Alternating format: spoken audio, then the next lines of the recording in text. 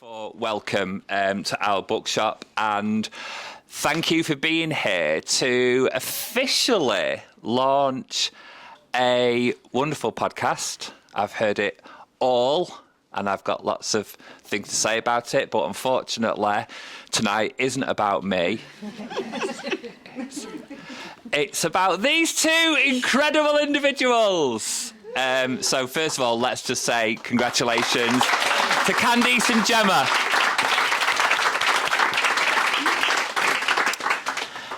We're obviously talking about a sometimes difficult subject. I would say always. Keep going. Always, okay. We are about to have an argument live. I'll tell you a little bit about me in a moment, but I just want to put in something that half annoys me, half doesn't, which is a trigger warning. Just to remember that the topics are sensitive for some people and not necessarily sensitive for others. I don't want to kind of put a broad brushstroke and tell you what you should think, because I'm not about that. But we're also adults and we are very capable of looking after ourselves. And if you feel like you just need to kind of check out, sort of go and hang out somewhere, there'll be times to chinwag afterwards. I'm going to try and keep to time. Good luck with that. And yeah, we'll be around to chinwag as well. So, first of all, not most importantly, I'd like to say thank you to you two for inviting me all the way from Manchesterford, which is just up from Watford Gap and a bit further up. My name's Duncan Craig and I am the founder and chief executive of We Are Survivors, which is a charity working with boys and men affected by sexual abuse, rape and sexual exploitation. We support the 1 in 6 men who experience sexual violence in their lifetime. I am one of the 1 in 6. I am very open about my survivorship. And I have lots of thoughts and feelings and opinions on survivorship and child sexual abuse. And so it's going to be interesting for me to shut the up this evening and listen for a change. So,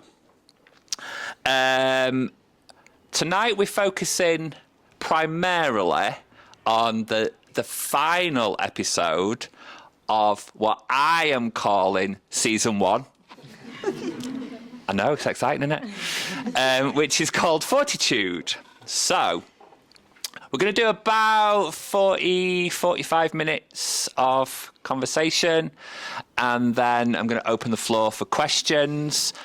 I mean, I'll throw this around, but it doesn't make any difference, or it might do. Apparently it does make a difference. It won't. And then we'll have about 50 minutes at the end to just kind of chinwag. So, without further ado, I've always wanted to say that. Tell us, first thing, how did you come up with this idea? Well, Gemma and I have gone on a very long journey of a friendship and lots of conversations before the podcast. And we both got to a stage we felt ready and able to do it. And that's how it began. And I think the idea came from the silence around sexual abuse, and we wanted to look at it in a different way, so we broke it up into 6 different stages of living through and surviving, and then hopefully for not only for us but for other survivors to come through it proudly and powerfully and able to communicate what we've been through. Yeah.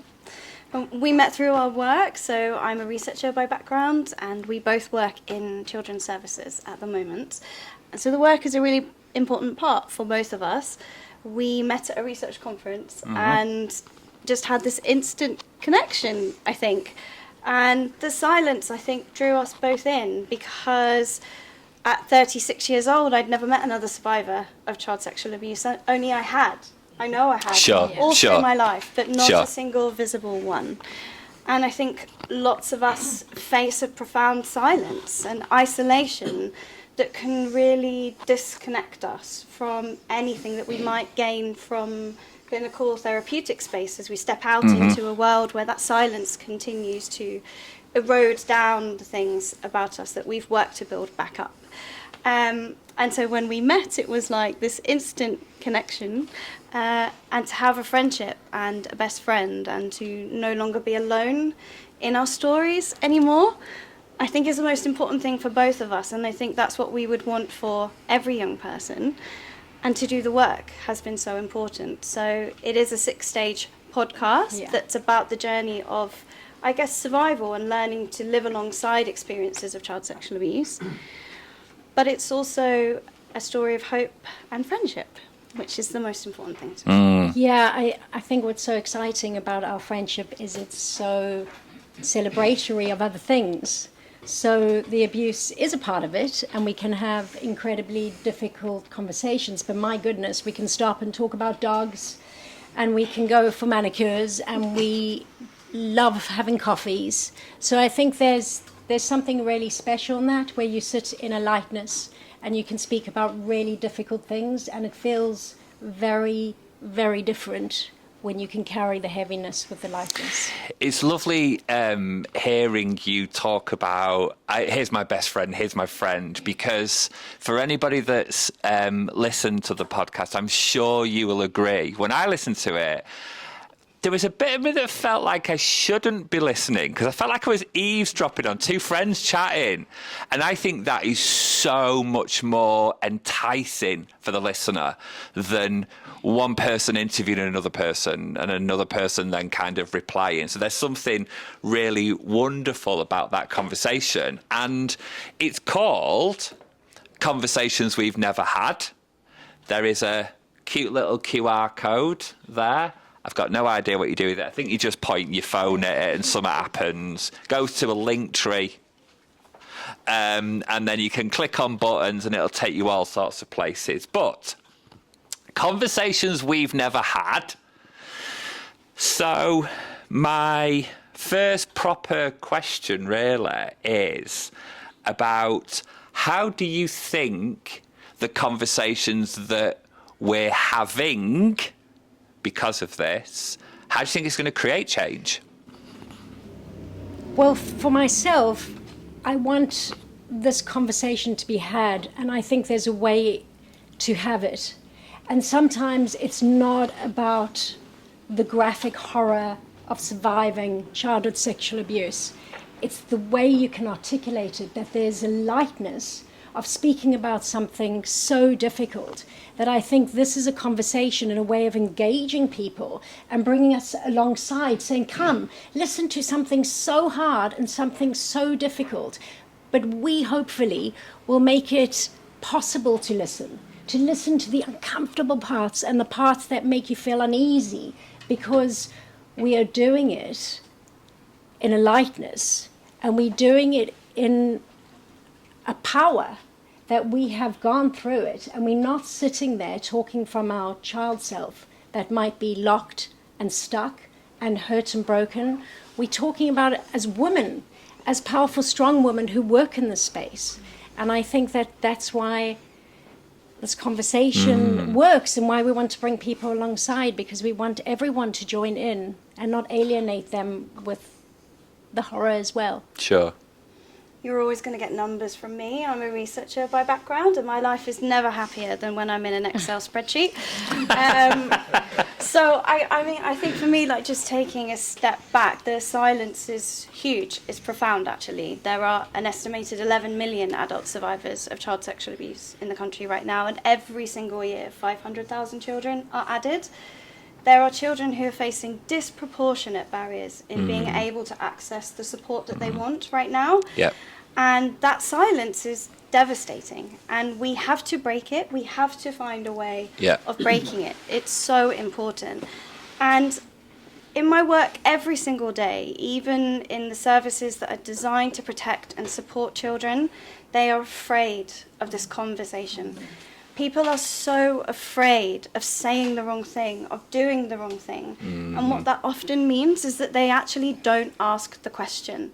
So in our local area right now, there are a very small number of children on a child protection plan because the question at assessment is not being asked about sexual abuse. It's easier to sit with a question around neglect than it is to ask the question around sexual abuse. And these are people who are there to protect children, and they're just so frightened of asking the question.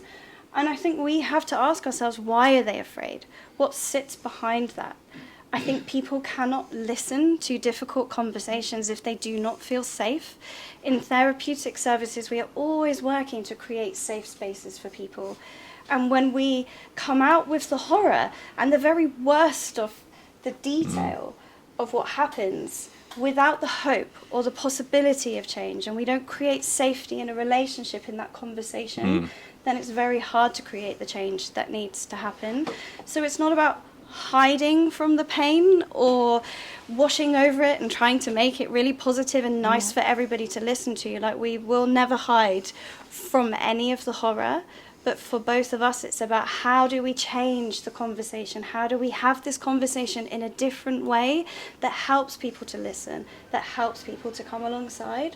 Because currently, so many children are hidden and they are lost, and in the silence, the abuse continues.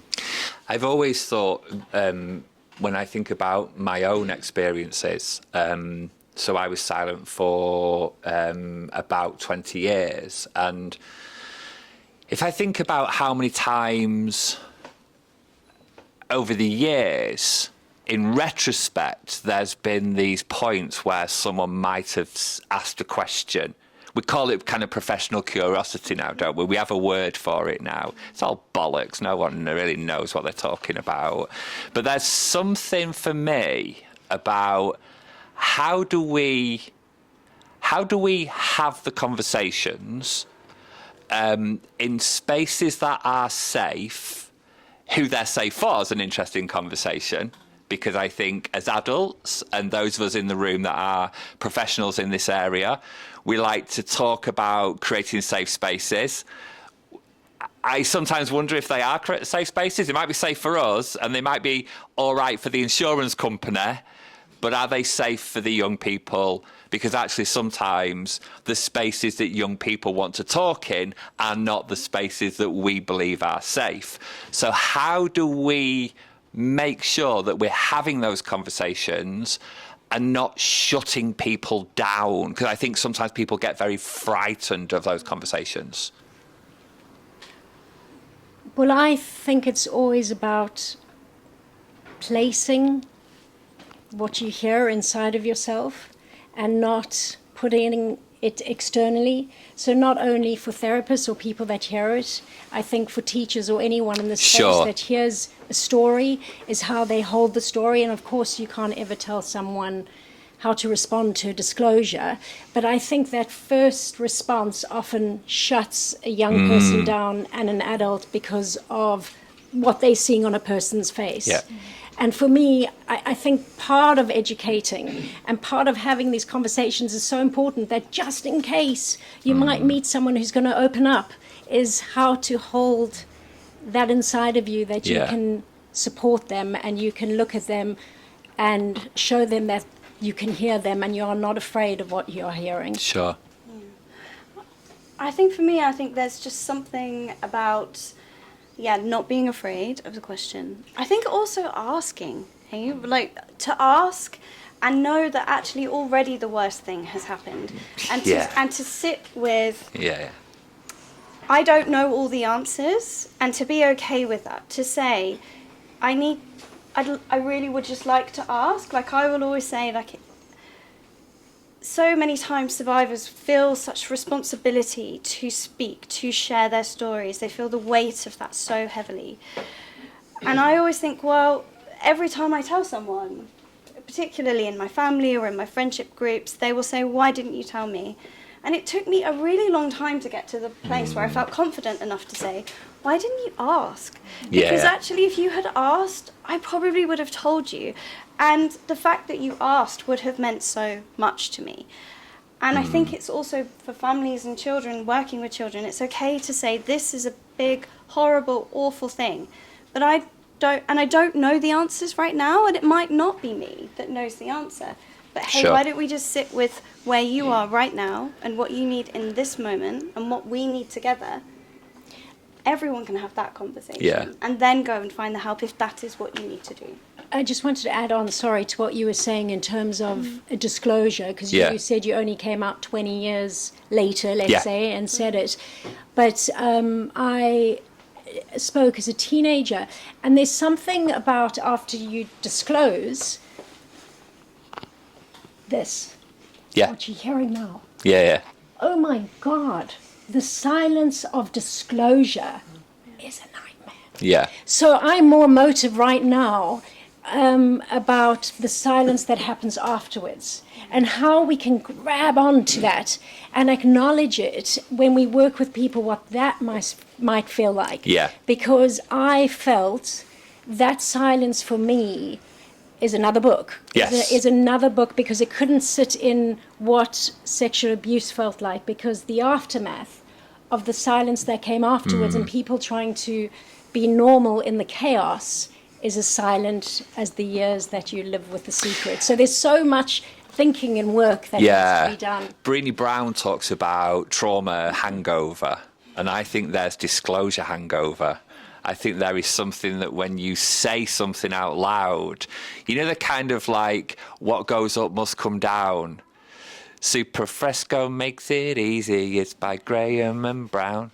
No? Okay. That just came to me, so I just thought I'd say it. It was a wallpaper advert.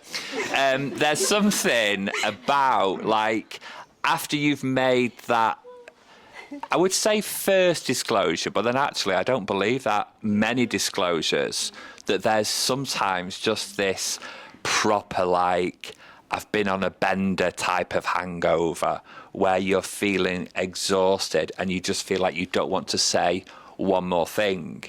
But interestingly, I wonder if everybody else feels like that around you. Oh, absolutely. And don't know how to say something.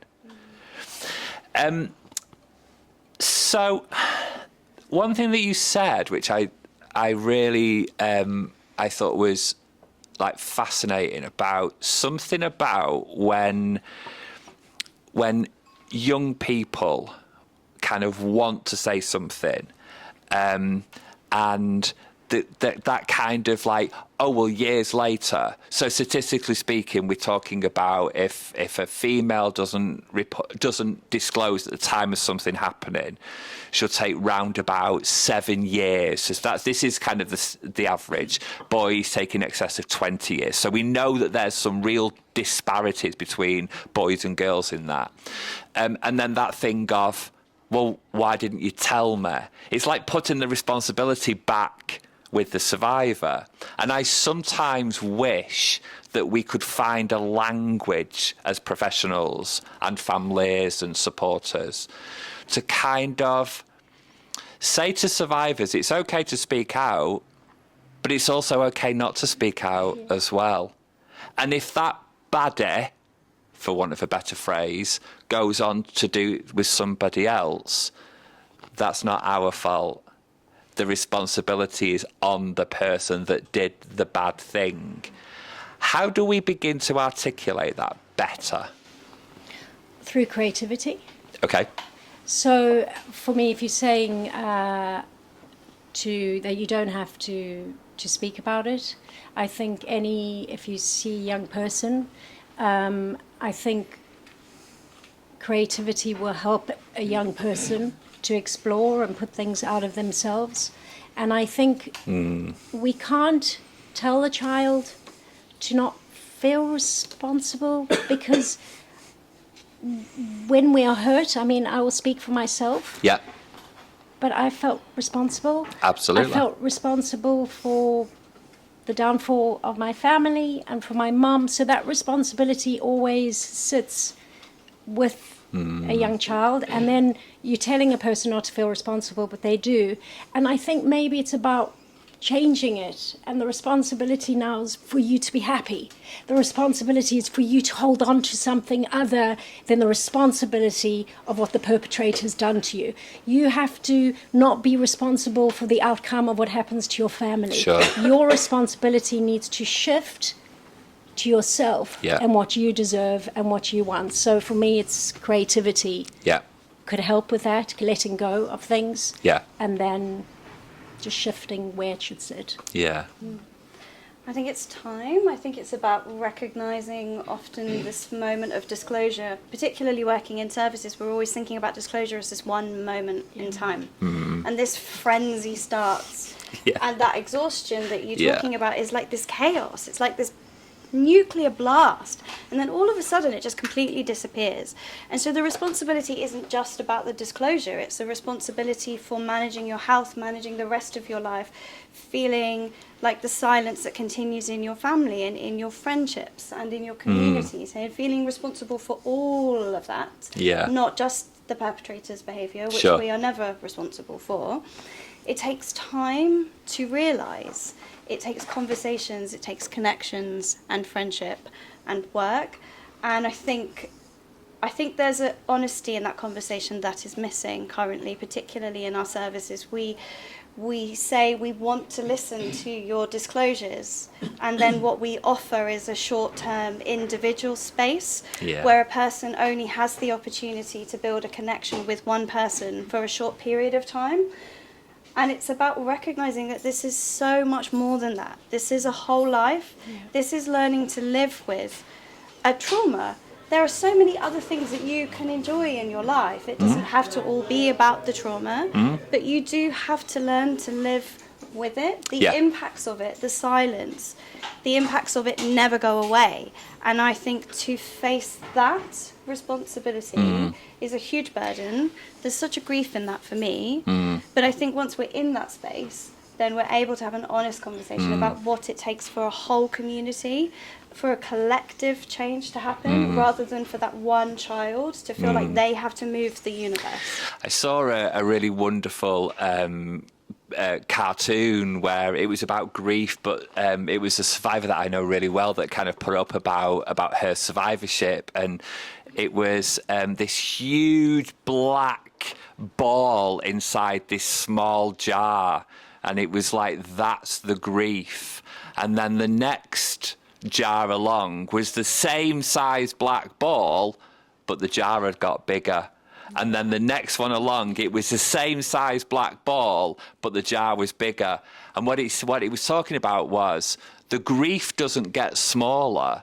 We get bigger around it. And I loved that. I just thought, my trauma has not got smaller, but how I embrace it, how I hold it, has got massive. So I see it like, for want of a better phrase.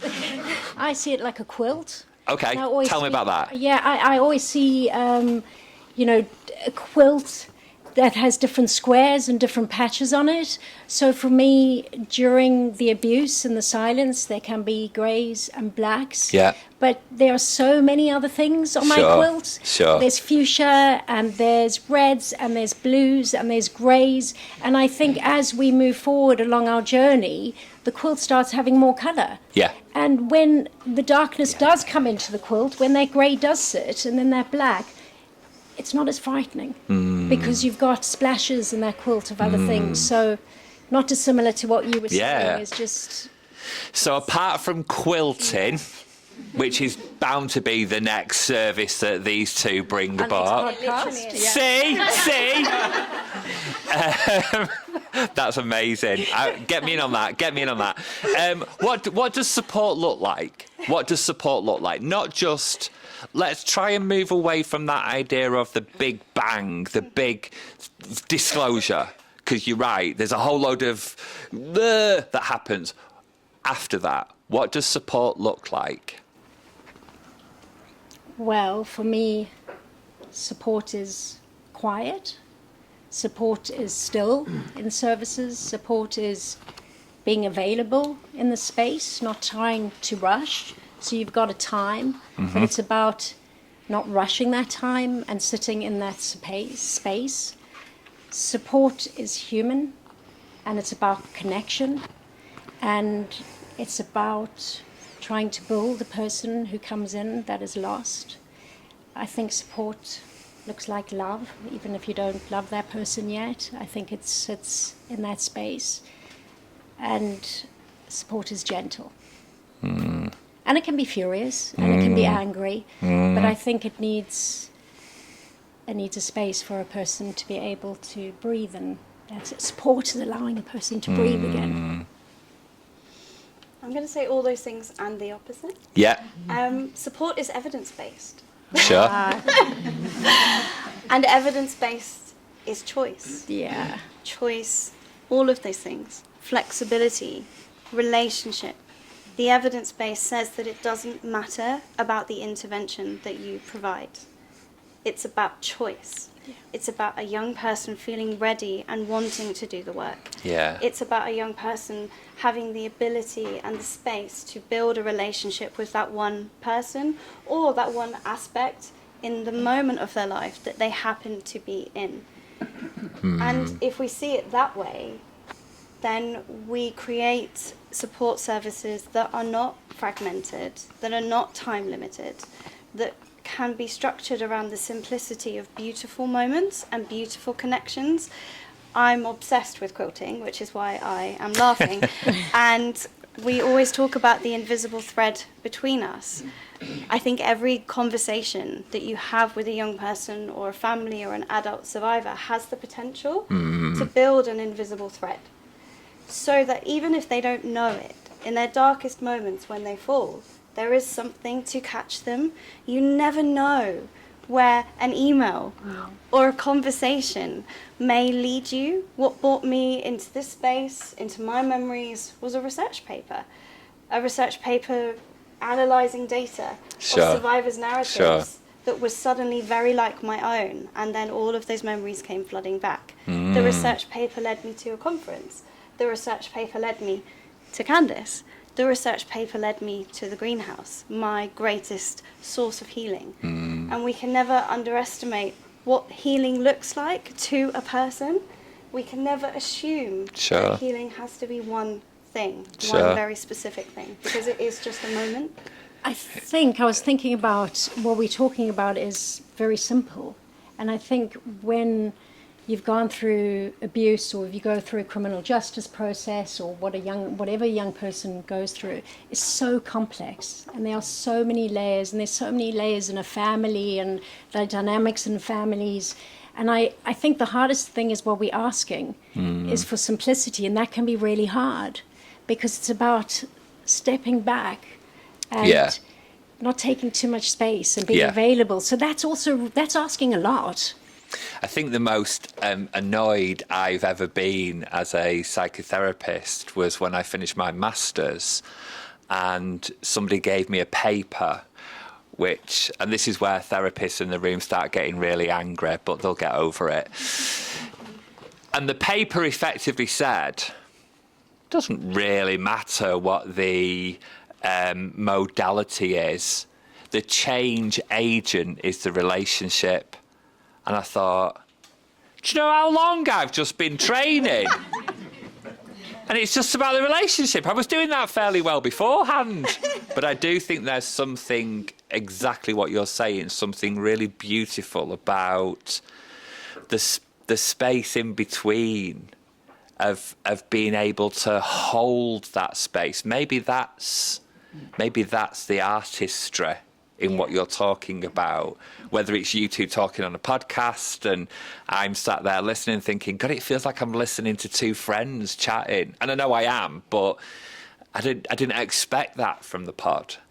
But I also, maybe that's what the support's about. It's about holding a space that you may not think is safe, but that person does. And giving them time to kind of grow in it, and actually giving them time to be messy in it. You be messy, love, I'll hold it. That feels like that's an effective use of time and space and an effective use of service. I have a concern. My concern is how do young people, how do survivors know what good looks like? Because for any survivors in the room, any of my and our fellow survivors in the room, nobody taught us what was good. I'm kind of glad. I don't want to be teaching people what's good because in some way that feels a bit messed up. But how do we tell survivors you can expect the best? And what do we do when we know it's not the best? I know, good question that, wasn't it? It just came off it. Came out of my head. I was thinking after the disclosure, so I'm just going to tell a little story about me.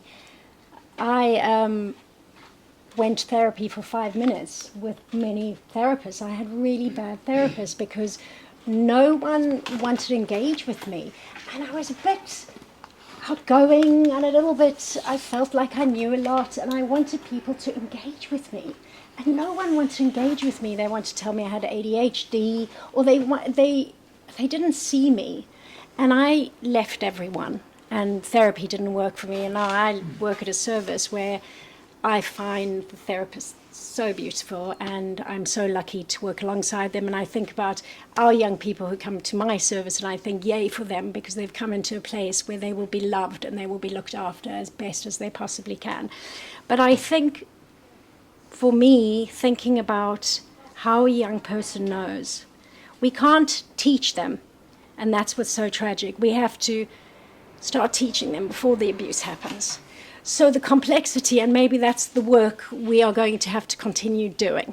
Yeah. Because for me, it's about taking a 2-year-old and a 3-year-old and having conversations with them in places where they get educated or go to nursery school, or a parent can do it if they luckily enough to have a parent that's amazing, or teacher, is we start telling them what their worth is. Sure. We start giving them self-esteem, and we start building them, because when you have been sexually abused, how do you know what you deserve where you feel so bad? Absolutely. So for me, and I'm always thinking about it, and I'm lazy and not lazy, but I've got work to do. Yeah. Because I think it's about our little ones who are so smart and can hold so much, and we're so afraid to teach them. But my God, they want to learn. Yeah. And we don't have to teach them in fear. Yeah. We can teach them about how extraordinary they are.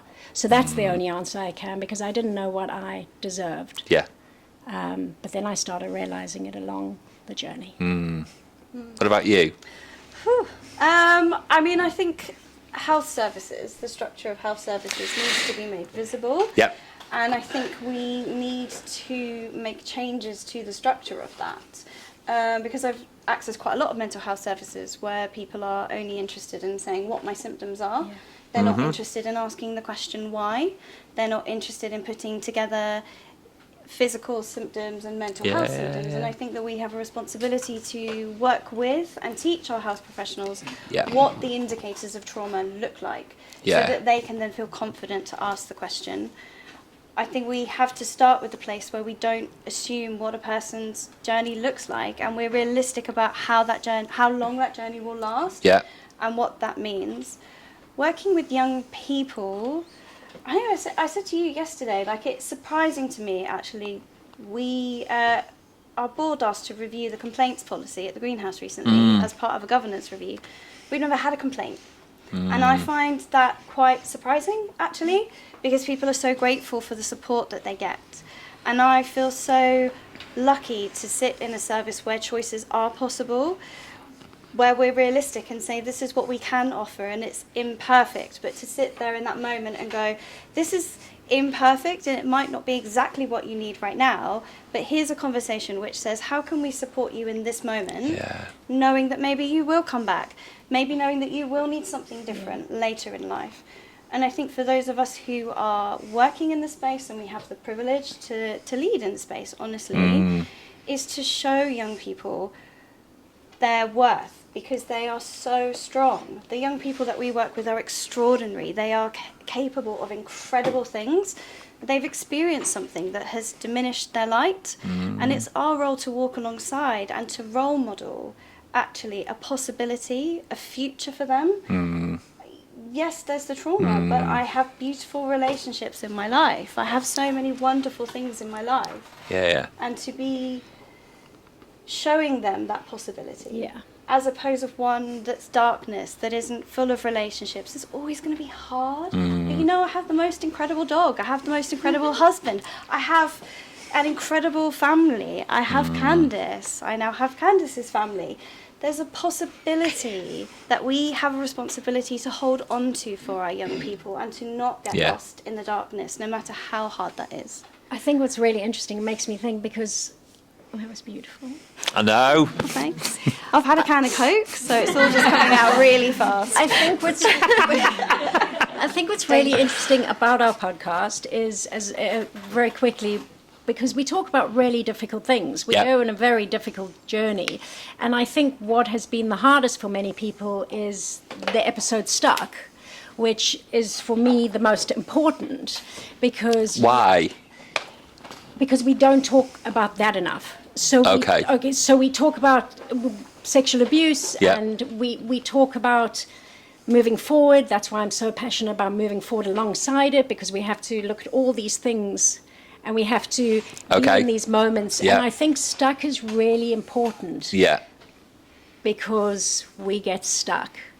And we have... And not just once. No. Or twice. Yeah. It comes back. And like I said, I get stuck about the exact same things. I got stuck when I was 10 and maybe 12, and they're the same ailments. And then I look at them and I'm so afraid. So I just think that's really important to think about. And I think that is the possibility of the podcast, because actually we're not running away from the difficultness. We're sweet and we're hopeful and we hold on to light. But my God, it's work. Yeah. It's hard and it's every day and it's magnificent, but we can be stuck. So how did you decide, thinking about like how many themes, topics, episodes, how did you decide on those particular 6? We did a lot of walking and talking around London. Yeah. That was how it started. Yeah. Yeah. And we felt like there were these huge stages in our life. That you both shared? That we both shared. Okay. But I think stages that every person who's been sexually abused shared. So we decided the junction, why we were capable of doing it now, why we felt like we could. So that was the beginning. Yeah. And then Fortitude obviously is the end, because Yeah. it speaks about strength and moving alongside it very strongly. But we wanted to speak about the silence before you talk about it. We felt that that was very important. Then the exposure, the nakedness of talking. And then we wanted Stuck, because we no longer want to hide from that part that survivors can live with. So we really wanted to actually expose that part. And then we wanted to speak about love, which can be tricky for survivors. So I think the journey was so important for us, like breaking it up. It helped us to see, my God, what we've been through. Yeah. And then what it starts looking like when you come into another place. Sure. I think for me as well, it's like coming back to this analogy of the quilt. Like, people who work in this space will be really familiar with the model, which is from survival to thrival, or surviving to thriving. Yeah. It's like a very popular theory. Yeah. And that's a really linear progression. It's like, it creates this weight of expectation. But when Candice and I started talking, we were thinking about the quilt. We often talk about the fact that survival doesn't actually have an age. I can be my child self in 2 seconds flat, or I can be here with you. Like, I'm holding past, present, and future all together simultaneously. And the quilt is not hierarchical. You can be holding the darkness and be sat in the most profound grief. Sure. And then a little dog walks along the high street in these little rubber boots, and it cracks me up. And all of a sudden, one foot is in the grief and the other is in the fuchsia. Yeah. So there is no hierarchy in the progression. I really struggle with linear models, because I think they create a sense of expectation, they create a sense of responsibility. And actually, the conversation is one which is always ongoing. Yeah. You say, in one of the episodes, which I can't remember which one it was now, is I'm done with the survival. I want to carry on with the conversation. It's the conversation that matters the most because it has to keep going. Sure. Yeah. So that brings me beautifully onto my last question, which is, before I open the floor, these are conversations that we've never had, that we should have had, that we have wanted to have. Season 1, we're into seasons now, aren't we, after COVID? You know, like box sets and all that. So season 1. So if there was a season 2, and maybe 3 and 4, who knows? Absolutely. Keep going. But what conversations have we still got to have? Well, aren't we at a beginning? There's so much more to develop and to grow and maybe to develop on our thinking that we've done here. So it's difficult to answer. It's like life. That in terms of this journey, I feel like it's a difficult question because I feel like I want to grow on what we've spoken about as well. I've got things that I believe we need to add on to This, to the same topics, so to speak. Potentially. Okay. Same okay. themes. Yeah. But developing them. But I'm not giving you a good answer. But there is going to be a season 2. You heard it here, exclusive. And there you'll have your answer, so please do listen. Amazing. What about you? Is there one topic that you think now, that could have been episode 7? Yeah. I mean, I think we had so much more content for every episode. The one that we found hardest to edit, there were 2 that we found really hard to edit. One was Stuck, just because physically that was really tough to do. The last is Fortitude, which is why we're here.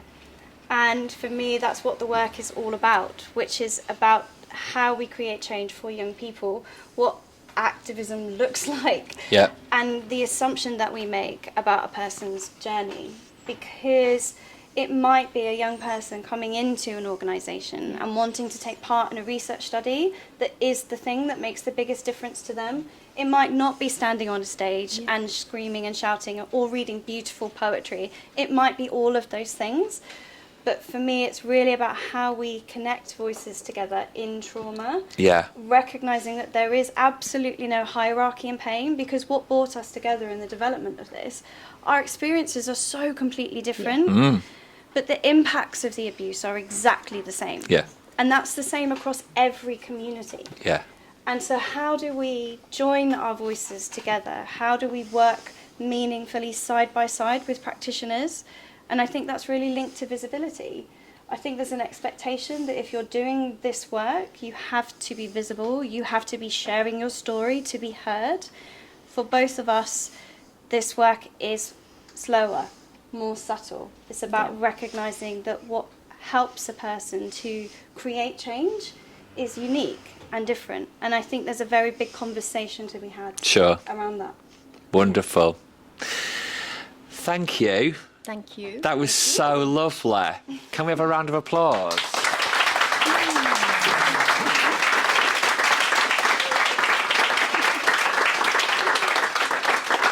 So, open to the floor. Questions? Anybody? Go on. This is my husband. Do I have to go? Oh, apparently so. It does make a difference. Oh, I doesn't like it? this, Okay. Jonathan. All right, okay. So I wanted to pick up on what Gemma was saying about that, connecting the people within the space. Because you're all, I only met you for the first time today. You're amazing. I know. You are. You're also very humble. Huge ego, mate. Yeah. Part of me survivorship. But you are. But you're all amazing, and I think the way you articulate is fantastic. But so the bit I'm interested in is how much does the system, and I also know from the Lighthouse that the people you work with and how amazing they are. So there's all these amazing people in a system which both enables and disables the work that you do. So what I'm really interested in is how you actually practically connect, because the network that you have and can build how does that coexist with the system that both supports and pays you, but also creates friction and challenges in order to scale the solutions that you're kind of building out here today? That's a good question. That's a bloody good question. Do you want to go? Your husband. No. Oh, the shade of that. So mean. Do you want me to answer? You go I can first. talk about the sisters. I you do can go. think about. Yeah. Thanks. Okay. So how do we connect people? I think one of the things is about recognizing the importance of different voices in the conversation and different experiences. So sometimes when we put ourselves forward, and I'll be honest, like it wasn't comfortable for me to put myself forward. I've been a researcher and I've been so happy in the background doing research and contributing silently and not being a visible survivor leader. So actually to be in this space has been quite uncomfortable for me at times. I think sometimes when we raise our voices as survivors, it's hard because it can create a sort of hierarchy between a person who is visible, a person who cannot be visible for their own reasons, for their own safety. There are people who work in my service who choose not to be visible, and I'm so supportive of that. There are also so many incredible practitioners out there who do not have lived experience, but they are here and they are with us and they are alongside. So we need to have that conversation, because sometimes I think when we step into the space, there's a risk actually that we diminish the kindness and the strength of people who can't be visible and who cannot raise their voices in the way that we have. So I think addressing that power imbalance head on is really important. I'm completely biased, and I'm going to say it's really important also that that imbalance is then matched with the professionalisation and the support of roles like Candice's.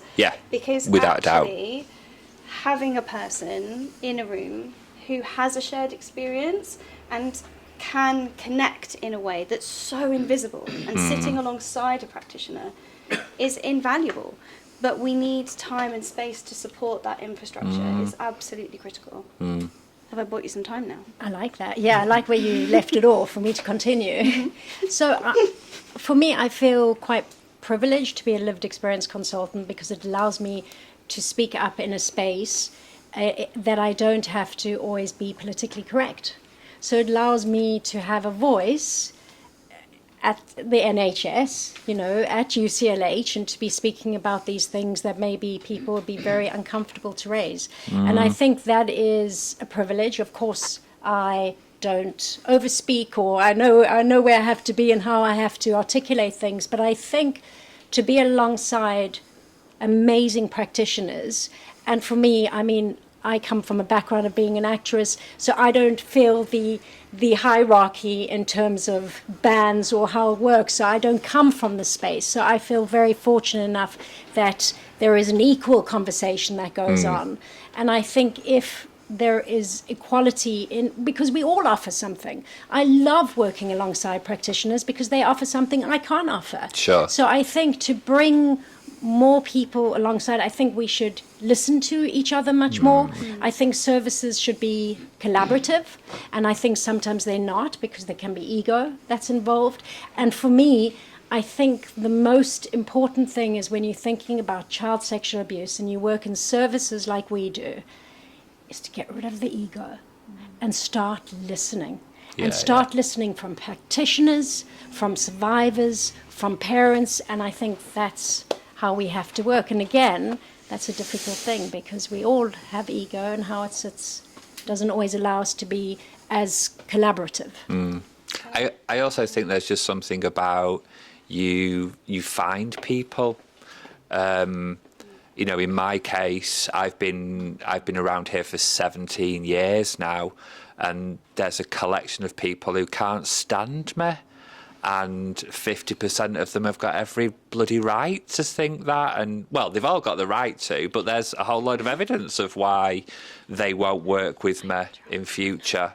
And then there's some people that were just the wrong people at the wrong time. And then sometimes Gemma and I often end up in the same meetings, and kind of on the screen, I just think, oh, I like her, because like she's saying something that's like not all that bollocks that everybody else is saying, and you're just naturally drawn to people, which I think is the story of survivorship, isn't it? Yeah. I think you just naturally find people. There's a space, and you grow into it. We got to learn to work with people we don't like to make a change. Yeah. So I think there's something that's there, is if we could also be very smart and create ways of being able to be in a room with people that we might not like, but we can learn from. I think that's what we have to do to try and be more connected. Kind of have different outfits on. Absolutely. I'd just like to know, I said that they wouldn't work with me. I didn't say I wouldn't work with them. It's very different. Can I just Go on. very briefly? Of course. I think so. I used to work in the domestic abuse sector, and in the domestic abuse sector, there are titans in the space in the charity sector who often do not agree with one another. Yeah. And that's really hard. But actually, what they've done to move that sector forward is to say these are the things that we disagree on every single day, but these are the things that connect us. Yeah. These are the things that we can step forward on together. I think that conversation is missing from our sector. Yeah. I think we are lost in difference, and difference is important. It needs to be explored. It needs to be embraced. We all need to understand where our red lines are. Yeah. But what is it that unites us? Because really we're here to change the future for children, and there are some things that we can all agree on. Sure. And I see funders and policymakers and commissioners getting stuck every single day on really important pieces of legislation that could really make a difference for children, young people and adult survivors, because we cannot collectively agree, because we are lost in the fear and the darkness and the separation rather than the connection. Yeah. And we need I agree with that. change. Yeah. Any other questions? Yes. Well, yeah, I mean, it makes no difference, look, but we'll just go. I love it! I'll wave it around, just like you do. So it's kind of, I can't formulate it into a question. It's more like a comment, but to see what your feedback, what people generally think about it, but yourselves. And it is about silence, the why. Why is there silence? Yeah. And what my thoughts are about it is really that whilst there's a distinction, say, between what's appropriate for children, what's appropriate for adults, that can be clear-cut. But if you're thinking about, say, if you're talking about services and what the types of abuse or assault categories, they're categorized. So the thing about, we have, like, may talk about neglect, mental, emotional, and physical assault. The thing about sex and sexuality is, in a healthy sense, is a normal part of human beings. Mm-hmm. So in a healthy environment, children grow and their own sexual development is going to happen. And I think that's where the confusion lies, because when people, in terms of people, if there's a disclosure that people, there's something that, where is, how to navigate that normality, because it's so personal. It becomes really personal, even for people who haven't experienced abuse. And then how do you navigate that? But whereas something like physical assault, it's clear cut that that's kind of, there's a boundary there's a dividing line, so people can assess it, so I think that's what causes even people like therapists or professionals, who are trying to just address it hits them straight away. So I think that's the place to work with, to sort of, because I think children just pick up on that, and also the other thing is, in terms of normal society, whatever that is, the issue around sexual assault, even around adults and especially women, the matter of was there or was there not consent comes into play, and within that there's a heavy load of responsibility, blame gets internalized and gets confused. And I think that's embedded in society, and children are going to, and teenagers are going to grow up with that. So even to sort of like be able to speak out becomes very complex. Yes. And so basically my point, sorry, I'm waffling on, but my point is that it's the fact that sex and sexuality is normal, and the other things are not, not accepted to be normal. Just to comment on that. Well, two things to what you're saying, and thanks so much, is that you're saying sex and sexuality is normal, but we're scared to even think about sex and sexuality. So we're scared to talk to young people about healthy sexual relationships and what they are meant to look like and what it means to love yourself and to pleasure yourself and what it means to give yourself something, because sex is so scary to talk about for parents and for teachers. So I think if we could talk about the healthy and what sex could be like, the celebration of being with someone you love, I think that's when they can start understanding when something is bad and something feels bad and something is horrible, and they can start learning that. But if we're not even having, it goes back for me to young children, if we're not even teaching them about sex at a really, really, really early age and in an age-appropriate way, how will they know? That's where the confusion is. So for me, so much of the work that we do is after the abuse, after the disclosure. We need to get in there before. And we need to get there in an emotive, strong way. And I'm not sure how we do it, but I think that's how we separate it, is talking about good sex and beautiful sex and sex that's possible. Wonderful. Thank you. Thank you. Thank you so much. I want to make sure we've got a little bit of time for people to just kind of say hi. I also want to say, shouldn't know I'm going to say this, but Candice's book is on sale over there, and she will sign them if you buy them. I'd love to sign it. There you go. I hadn't asked her. I just thought I'll say it anyway. Because what if she says no? I'm going to say it anyway. So Candice is consenting in front of everyone to sign the books. So please get one. I'm going to get this one. Thank and you. I want you to sign it. Thank you so much for joining us. Please have a listen. Do the QR code thing. If anyone wants to show me how to do it, I'd be grateful. You heard it here. There's a season 2. I think the conversations we've never had should also include occasionally a guest.